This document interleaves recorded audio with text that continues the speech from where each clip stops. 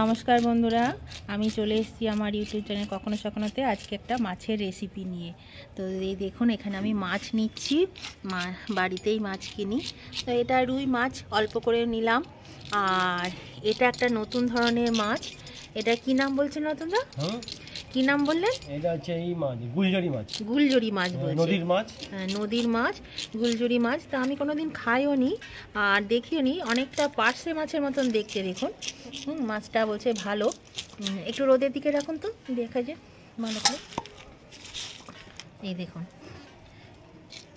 এই দেখুন, অনেকটা কিন্তু পার্শে মাছের মতন দেখতে। তো আমি ফার্স্ট টাইম একটু মাছটা রান্না করব। তো আপনারা দেখুন কিভাবে আমি রান্না করছি। এটা অনেক রকমভাবে খাওয়া যায়। আর এখানে কিছু রুই মাছ নিয়েছি, আরও অনেক মাছ এনেছে, সেগুলো মানে ট্যাংরা, গলদা চিংড়ি, তো ওগুলো নেব না। এই যে এখানে আছে ট্যাংরা, হ্যাঁ ট্যাংরা, এই যে এখানে ঢাকা আছে ট্যাংরা মাছটা, আর এই যে গলদা চিংড়ি।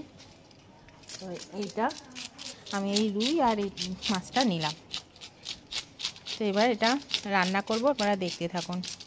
এই মাছের, এই দেখুন, মাছ এলে মাছের অতিথি এসে বসে পড়ে এখানে। এখন একটা রয়েছে, আরও আসে, দুটো তিনটে চলে আসে, এখানে বসে আছে। হ্যাঁ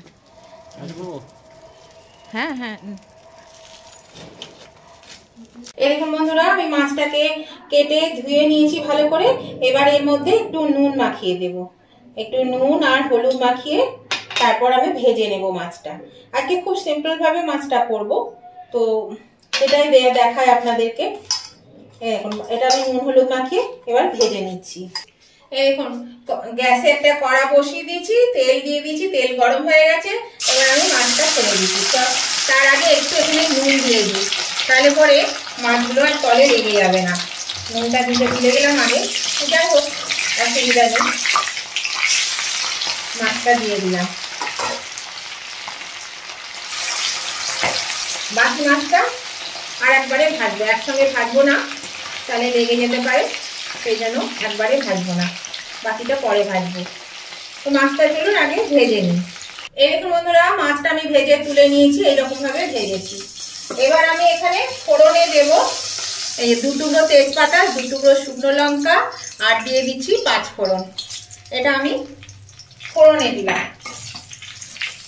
ওই মাছ ভাজার তেলটাতে কিন্তু আমি এটা রান্না করছি, আর এক্সট্রা কোনো তেল দিইনি। আমি যা দিয়েছিলাম একবারই দিয়েছি, বরং একটু বেশি হয়েছে, আর একটু কম হলে ভালো হতো। তো আমি আর তুললাম না, এঠো তেল রাখার ঝামেলা থাকে।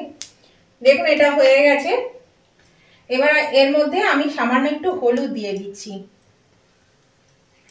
হলুদটা দিলে না কালারটা বেশ ভালো আছে। আর আঁচটা কমিয়ে দিলাম, তেল গরম হয়ে গেছে, আঁচ কমিয়ে দিলাম। এর মধ্যে দিয়ে দিচ্ছি এই যে রসুন বাটা 1/2 চামচ, দিয়ে দিচ্ছি পেঁয়াজ বাটা 2 চামচ, দিয়ে দিচ্ছি আদা বাটা 1 চামচ। মশলাটা একটু কষিয়ে নেব। আদা পেঁয়াজ রসুনটা একটু কষানো হয়ে গেছে, মিনিট 2 কষিয়ে নিলাম। একটা মিডিয়াম সাইজের টমেটো দিয়ে দিলাম। এর মধ্যে দিয়ে দিচ্ছি একটু নুন। এটা দিয়ে আবার একটু টমেটোটা গলা অবধি অপেক্ষা করবো, হাফ গলে যাক।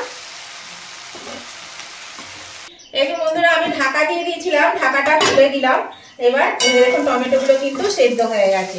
এবার আমি এর মধ্যে দিয়ে দিচ্ছি ধনে গুঁড়ো 1 চা চামচ, জিরে গুঁড়ো 1 চা চামচ, আচ্ছা লঙ্কা বাটা ঝাল অনুযায়ী আমি এখানে 1 চা চামচ নিয়েছি।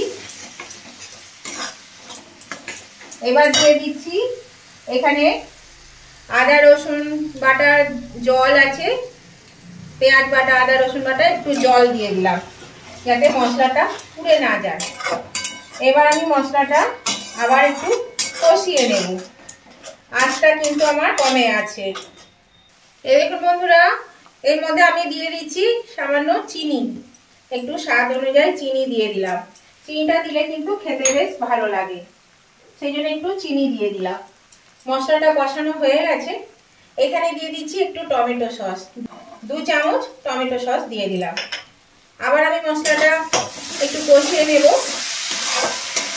কারেন্ট চলে গেল বন্ধুরা, লোডশেডিং হয়ে গেল, সেই জন্য একটু অন্ধকার অন্ধকার হয়ে গেল। প্লিজ কিন্তু মনে করবেন না, একটু কষ্ট করে ভিডিওটা দেখবেন। এই গুড়চালি মাছটা কিন্তু খেতে খুব সুন্দর, আর কাটা নেই, একটা মাত্র কাটা, শুধু শিরদার আটা। আর আমি তো বললাম আপনাদেরকে, আমি কোনোদিন খাইও নি, দেখিও নি, প্রথম করছি। যারা খেয়েছেন তারা কিন্তু কমেন্ট করে প্লিজ জানাবেন যে মাছটা কেমন লাগে। তো সবার কাছে শুনলাম খেতে কিন্তু বেশ ভালো লাগে, সেই জন্য নিলাম। এবার এর মধ্যে দিয়ে দেব এই যে জল, পেঁয়াজ রসুন বাটার জলটা দিয়ে দিলাম। এটা কিন্তু একটু মাখা মাখা টাইপের করব, খুব বেশি ঝোল এটা ভালো লাগবে না, সেই জন্য একটু মাখা মাখা টাইপের করব। এবার দিয়ে দেব হলুদ আর নুন। হলুদ দিয়ে দিলাম, পরিমাণ মতো নুন দিয়ে দিলাম। এবার ঝোলটা একটু ফুটবে। দেখুন বন্ধুরা, ঝোলটা কিন্তু টকবক করে ফুটতে শুরু করেছে, 3-4 মিনিট কিন্তু ফুটে গেছে। এবার আমি এর মধ্যে মাছ আর 2টো কাঁচা লঙ্কা দিয়ে দেব। আগে মাছগুলো দিয়ে দেব, গোটা কাঁচা লঙ্কা দিয়ে দিলাম আর মাছ দিয়ে দিচ্ছি। তো নতুন বন্ধু যারা এখনো আমার চ্যানেলটা সাবস্ক্রাইব করেনি, তাদের কাছে আমার অনুরোধ, অবশ্যই কিন্তু আমার চ্যানেলটা সাবস্ক্রাইব করে আমার পাশে থাকবেন, আর পাশে থাকা বেলটা অবশ্যই ক্লিক করে দেবেন। তাহলে আমি যখনই আমার নতুন নতুন ভিডিও আপলোড করব, সাথে সাথে নোটিফিকেশন আপনাদের মোবাইলে পৌঁছে যাবে, আর সবার আগে আপনারা আমার ভিডিও দেখতে পাবেন।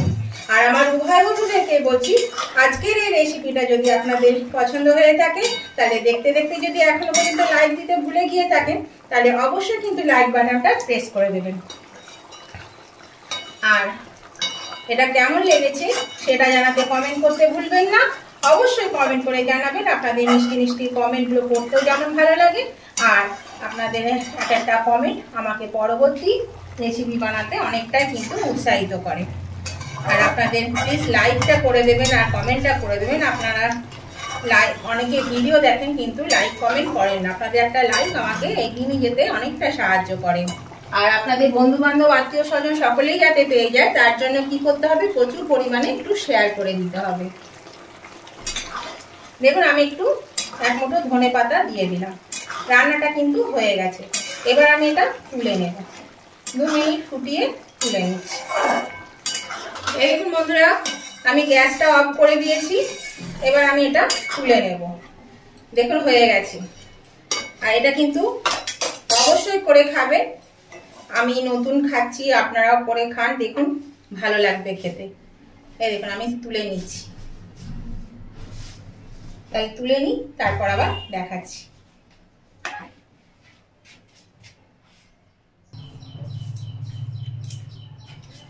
এই দেখুন বন্ধুরা, আমি নামিয়ে নিয়েছি, এটা হয়ে গেছে।